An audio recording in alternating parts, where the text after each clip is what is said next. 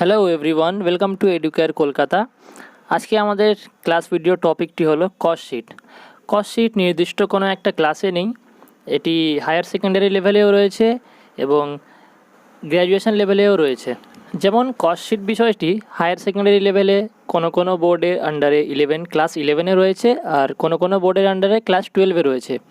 আর graduation লেভেলে ক্যালকাটা ইউনিভার্সিটির আন্ডারে সেকেন্ড সেমিস্টারে এই কস্ট শিট বিষয়টি রয়েছে, অ্যান্ড অন্যান্য ইউনিভার্সিটির আন্ডারে বিকমের কোর্সের মধ্যে এই টপিকটি রয়েছে। আজকের ক্লাসে আমরা কস্ট শিটের একটা ইম্পর্টেন্ট অ্যান্ড হাই স্ট্যান্ডার্ডের অঙ্ক করব, যেটা গ্র্যাজুয়েশন লেভেলেও কাজে দেবে এবং হায়ার সেকেন্ডারি লেভেলেও কাজে দেবে। অর্থাৎ এই ক্লাস ভিডিওটা দেখলে তোমাদের ভালো প্র্যাকটিস হয়ে যাবে একটা হাই স্ট্যান্ডার্ডের অঙ্ক কীভাবে করতে হয়। তাহলে সময় নষ্ট না করে ক্লাসটা শুরু করা যাক।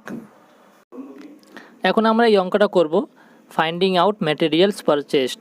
অর্থাৎ আমরা নর্মালি বেসিক্যালি কস্ট শিট করার সময় ওপেনিং স্টক, পারচেস এভাবে কস্ট শিট করি এবং সবার শেষে আমাদের সেলিং প্রাইস বেরোয়। কিন্তু এখানে আমাদের কস্ট শিটটা অন্যরকম হবে। এখানে আমাদেরকে ম্যাটেরিয়াল পারচেসটা বার করতে হবে, অর্থাৎ প্রথমে আমরা যে পারচেস অফ ম্যাটেরিয়াল লিখি সেটা আমাদের ফাইন্ড আউট করতে হবে। তাহলে অঙ্কটা করার আগে আমরা অঙ্কটা পড়ে নিই। From the following information compute the value of material purchased. যেহেতু বলেছিলাম ম্যাটেরিয়াল পারচেস বের করতে হবে, ফিগারগুলো হচ্ছে ডাইরেক্ট লেবার কস্ট 16,000, এটা বলে দিয়েছে 160% of factory overhead wages. Profit on total cost হচ্ছে 25%। ডিটেলস অফ ইনভেন্টারি অ্যাকাউন্টস, মানে এগুলো আমাদের ডিটেলস দিয়ে দিয়েছে, অর্থাৎ opening stock, closing stock. Raw materials হচ্ছে opening 8,000, closing 8,600, work in progress 8,000, 12,000, finish goods হচ্ছে 14,000, 18,000, আর selling price 3,400, general expenses 2,600, sale for the month of January 70,000। অর্থাৎ বলেছিলাম যে আমরা নর্মালি সেলিং প্রাইস বের করি, কিন্তু এখানে আমাদেরকে সেলিং প্রাইস দিয়ে দিয়েছে এবং আমাদের ম্যাটেরিয়াল পারচেসটা বের করতে হবে। তাহলে সলিউশনটা স্টার্ট করছি, তোমরা ভিডিওটা মন দিয়ে দেখবে, তাহলে অঙ্কটা বুঝতে পারবে। তাহলে সলিউশনটা স্টার্ট করছি।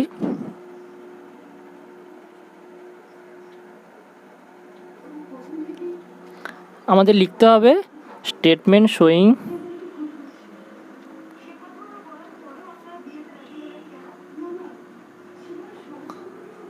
Computation of raw material purchased. Computation of raw material purchased আমি শর্টে লিখে দিচ্ছি, তোমরা কিন্তু পুরোটা লিখবে। Particulars amount.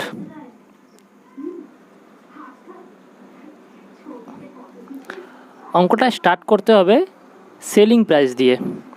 সেলিং প্রাইস আমাদের সবার প্রথম করতে হবে, অর্থাৎ আমাদেরকে এই কস্ট শিটটা উল্টো করতে হবে, আমাদের সেল থেকে পারচেসটা বের করতে হবে। সবার প্রথমে আমাদের সেলিং প্রাইসটা লিখতে হবে।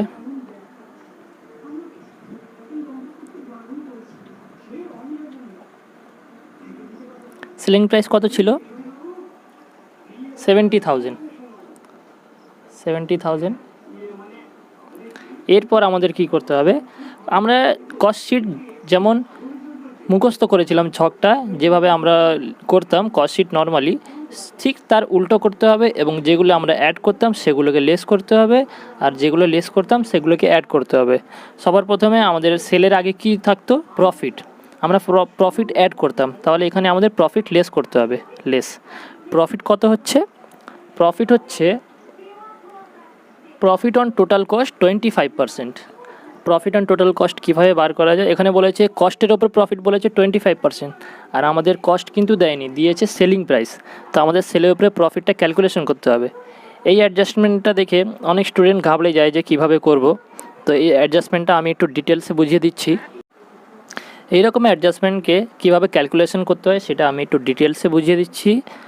আমাদের বলেছে প্রফিট 25% অন কস্ট, তাহলে আমরা যদি কস্টকে 100 ধরি,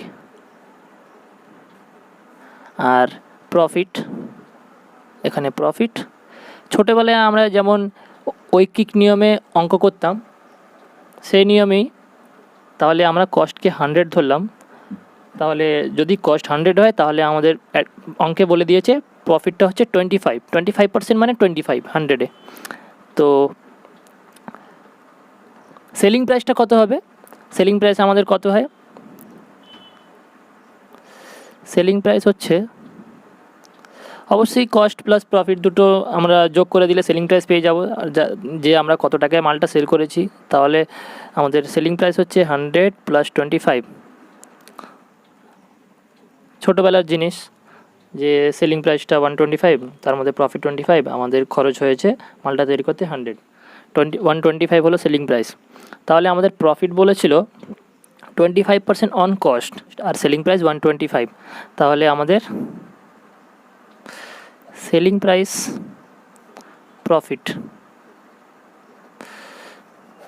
তাহলে সেলিং প্রাইস আমাদের যখন 125, তখন আমাদের প্রফিট 25।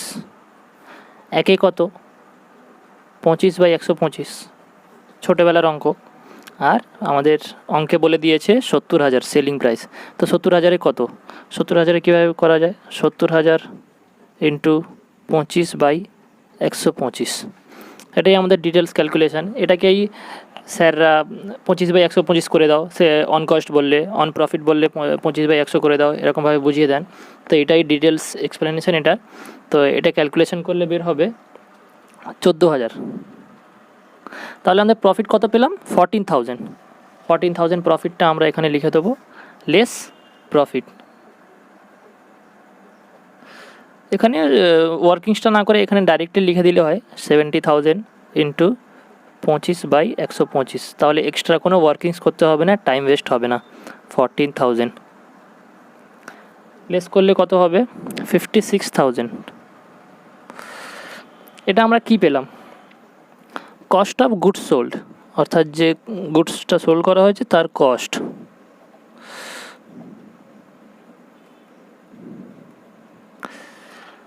এরপর আমরা কস্ট অফ গুডস সোল্ডের আগে কি ফিগার আমাদের অ্যাডলেস করতে হতো? Opening stock of finish goods add করতে হতো, আর closing stock of finish goods less করতে হতো। তো এখানে ঠিক উল্টো করতে হবে, এখানে closing stock of finish goods add করতে হবে, add closing stock of finish goods, F goods. Closing stock of finish goods হচ্ছে 18,000, 18,000। 18,000 প্রথমে অ্যাড করতে হবে, 56,000, 18,000 যোগ করলে হয় 74,000, লেস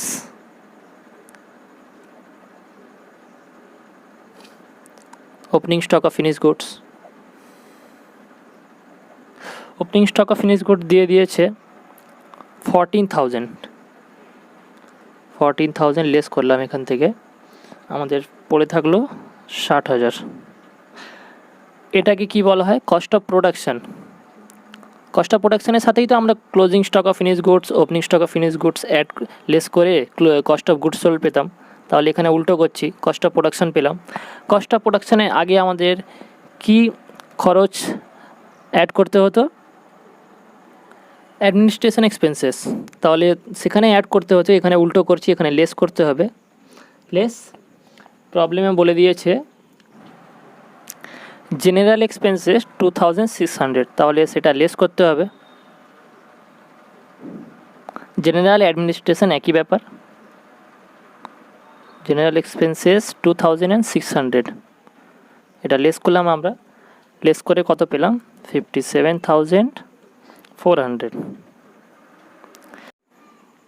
তো আমরা কোন ফিগারের সাথে জেনারেল এক্সপেন্সেস অ্যাড করে কস্ট অফ প্রোডাকশান পেতাম? সেই ফিগারটা হচ্ছে ওয়ার্ক কস্ট। যদি তোমাদের ছকটা মনে থাকে, ওয়ার্ক কস্ট। এরপর কী লেস করতে হবে? ওয়ার্ক কস্টের আগে আমরা কিছু খরচ অ্যাড করতাম, সেগুলো এখানে লেস করতে হবে। নর্মাল কস্ট শিটে আমরা ওয়ার্ক কস্ট বার করার জন্য প্রথমে ফ্যাক্টরি ওভারহেড অ্যাড করতাম, ফ্যাক্টরি ওভারহেড খরচটা। আর তারপরে আরেকটা কী করতে হতো? Work in progress, opening stock work in প্রোগ্রেসটা অ্যাড করতাম, আর closing stock of work in প্রোগ্রেসটা লেস করতাম। তো এখানে ঠিক উল্টোভাবে করব, প্রথমে অ্যাড করব closing stock of work in progress.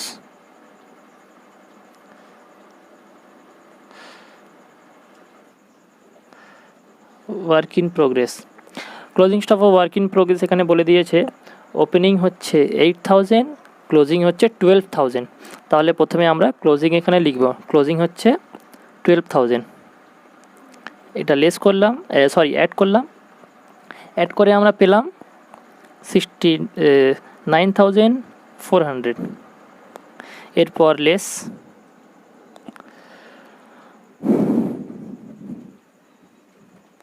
Opening stock of work in progress বলে দিয়েছে 8,000 এখানে লেস করলাম, লেস করে থাকলো 61,400। তাহলে এটা হচ্ছে আমাদের এর সাথে একটা খরচ বলেছিলাম, সেই খরচটা ফ্যাক্টরি ওভারহেড, যেটা প্রবলেমে বলেছে ফ্যাক্টরি ওভারহেড পয়েন্ট করে বলেনি, ফ্যাক্টরি ওভারহেড বলেছে একদম প্রথমে দেখো ডাইরেক্ট লেবার কস্ট দিয়েছে 16,000, তার সাথে ব্র্যাকেটে লেখা আছে 160%, 160% অফ ফ্যাক্টরি ওভারহেড ওয়েজেস। অর্থাৎ এই যে ওয়েজেসটা 16,000 আছে, এটা হচ্ছে ফ্যাক্টরি ওভারহেডের 160%। তো এটা ক্যালকুলেশন করি, আমরা একটু ডিটেলসে ক্যালকুলেশন করব যাতে তোমরা বুঝতে পারো অ্যাডজাস্টমেন্টটা। এখানে বলে দিয়েছে ফ্যাক্টরি ওভারহেড এর 160% হচ্ছে ওয়েজেস। তো ফ্যাক্টরি ওভারহেড ধরো 100 যদি হয়, ধরে নিলাম আমরা ফ্যাক্টরি ওভারহেডটা হচ্ছে 100, আর ওয়েজেস বলে দিয়েছে 160% অফ ফ্যাক্টরি ওভারহেড। তাহলে 100-র 160% হচ্ছে 160, নর্মালি 160 হলো। তাহলে ফ্যাক্টরি ওভারহেড 100 হলে ওয়েজেস 160। তো ওয়েজেস এখানে বলে দিয়েছে 16,000, তখন ফ্যাক্টরি ওভারহেড কত হবে? তাহলে 16,000 ইন্টু 100/160, নর্মালি যেমন করতাম আমরা, ওয়েজেস 160 হলে ফ্যাক্টরি ওভারহেড 100, ওয়েজেস যদি 1 হয় তাহলে ফ্যাক্টরি ওভারহেড কত? 100/160। আর ওয়েজেস যখন 16,000 তখন 16,000 ইন্টু করে দিলাম, এটা ক্যালকুলেশন করে আমরা পেলাম 10,000। তাহলে আমরা ফ্যাক্টরি ওভারহেড পেয়ে গিয়েছি 10,000। খুবই সহজ একটা অ্যাডজাস্টমেন্ট ছিল, প্রথমেই দেখলে ঘাবড়ে যায় স্টুডেন্টরা। তো এটা লেস করি, ফ্যাক্টরি ওভারহেড শর্টে লিখে দিচ্ছি OH, ফ্যাক্টরি ওভারহেড হচ্ছে 10,000, লেস করলাম, লেস করে পেলাম 51,400।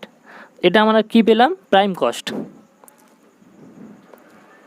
প্রাইম কস্টের সাথেই তো আমরা ফ্যাক্টরি ওভারহেড অ্যাড করে আর ওয়ার্ক ইন প্রোগ্রেসটা অ্যাডলেস করে ওয়ার্ক কস্ট পাই, তাই এটা আমরা প্রাইম কস্ট পেলাম, যেহেতু আমরা এখানে উল্টো করছি। এরপরে কি করতে হবে? ওয়েজেস, ডাইরেক্ট লেবার কস্ট বলে দিয়েছে 16,000 টাকা, 16,000 টাকা লিখে দিই, লেস্ট ডাইরেক্ট লেবার 16,000, লেস করে 35,400।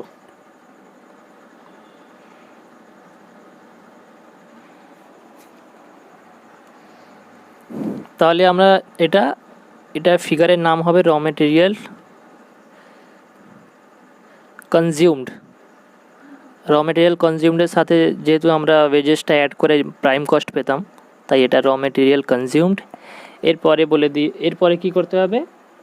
ক্লোজিং স্টকটা অ্যাড করতে হবে ম্যাটেরিয়ালের, আর ওপেনিং স্টকটা লেস করতে হবে। এখানে দেওয়া আছে র মেটেরিয়াল ক্লোজিং স্টক হচ্ছে 8,600, তাহলে 8,600 প্রথমে এখানে অ্যাড করি,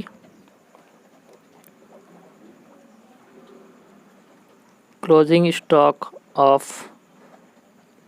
RM অর্থাৎ র মেটেরিয়াল, ক্লোজিংটা 8,600 ছিল, 8,600 অ্যাড করে দিচ্ছি এখানে 44,000 অ্যাড করে।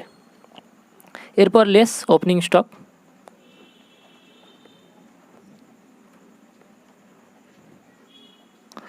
Opening stock of raw material হচ্ছে 8,000, কত হচ্ছে? 8,000। এটা লেস করলাম, লেস করে আমাদের থাকলো 36,000। তাহলে এই ফিগারটাই আমাদের, সব কিছু আমরা অ্যাডলেস করে দিয়েছি, কস্টশিটটা উল্টোভাবে করে দিয়েছি, আর opening stock closing stock of raw material add less করার পরে আমরা যে ফিগারটা পাবো সেটাই আমাদের পারচেস অফ র মেটেরিয়াল। আর আমাদের অঙ্কে বলেছিল পারচেসটাই বার করতে, তো আমরা পারচেস বার করে ফেলেছি। এই কস্ট শিটটাকেই যদি তোমরা সোজাভাবে করো, অর্থাৎ প্রথমে opening stock of raw material লেখো, তারপরে পারচেস লেখো, তারপরে closing stock of raw material বাদ দাও, এভাবে সোজাভাবে কস্ট শিটটা করলে অঙ্কটা সেমই হবে আর উত্তরটা সেলিং প্রাইস 70,000ই আসবে। আর এরকম অঙ্ক পরীক্ষায় দিয়ে থাকে। আমি যে অঙ্কটা করিয়েছি এটা সিএ ইন্টারে এসেছিলো, অর্থাৎ একটা অ্যাডভান্স লেভেলের অঙ্ক। তো এরকম টাইপের যদি অঙ্ক তোমরা প্র্যাকটিস করো, বেসিক্যালি ট্রাই করবে একটু হাই লেভেলের অঙ্কগুলো প্র্যাকটিস করার, যাতে তোমার পরীক্ষার সময় কোনো অসুবিধা না হয়, অঙ্ক করার সময় সহজ মনে হয় জিনিসটা। আর একটা ইম্পর্টেন্ট কথা হচ্ছে, আমি অঙ্ক করার সময় যেমন এখানে শর্ট ফর্মগুলো লিখেছি, লাইক ফিনিশ গুডসটাকে শর্টে লিখেছি, ওয়ার্ক ইন প্রোগ্রেসটাকে শর্টে লিখেছি, এগুলো তোমরা পরীক্ষার সময় শর্টে লিখবে না। এগুলো শর্টে লিখলে অনেক স্যার আছেন যারা খাতা চেক করেন, তারা নাম্বার কেটে নেন। তাই চেষ্টা করবে সব নামগুলো, সব লেখাগুলো ফুল ফর্মে লিখতে, কোনো শর্ট ফর্ম লেখার চেষ্টা করবে না সময় বাঁচানোর জন্য। আর ওয়ার্কিংসগুলো ছোট ছোট করার চেষ্টা করবে। ওয়ার্কিংস বেশি বড় করলে তোমার সময় নষ্ট হবে। এমন ওয়ার্কিংস করবে যাতে স্যার বুঝতে পারেন আর তোমার সময়টা কম লাগুক। তো আজকে ক্লাসটা এখানে শেষ করছি। এই অঙ্কটা আশা করি তোমরা বুঝতে পেরেছো। ক্লাসটা ভালো লেগে থাকলে তোমরা একটা লাইক দিয়ে দিও আর চ্যানেলটাকে সাবস্ক্রাইব করে দিও। আর তোমাদের যে অঙ্কে যে টপিকে প্রবলেম হচ্ছে সেটা চেষ্টা করো আমাদেরকে কমেন্ট করার, আমরা সেই টপিকে ভিডিও বানাবো। এর ফলে তোমাদেরও উপকার হবে আর আমাদেরও ভিডিও করতে ভালো লাগবে। তোমরা দেখবে, তোমরা লাইকস দেবে, আমাদেরও ভালো লাগবে। Good bye.